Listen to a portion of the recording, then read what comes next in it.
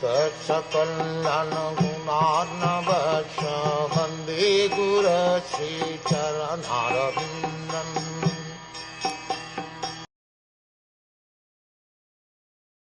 The four divisions of the original sources of knowledge, the Vedas, were made separately, but the historical facts and authentic stories mentioned in the Purans are called the fifth Ved. After the Vedas were divided into four divisions, Paila Rishi became the professor of the Ug Ved, Jaimini the professor of the Sam Ved, and Vaishampayana alone became glorified by the Yajur Ved. The different Vedas were entrusted to different learned scholars for development in various ways.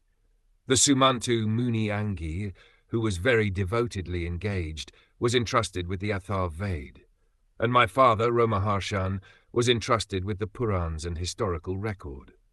In the Shruti mantras also it is stated that Angya Muni, who strictly followed the rigid principles of the Athar Vedas, was the leader of the followers of the Athar Vedas.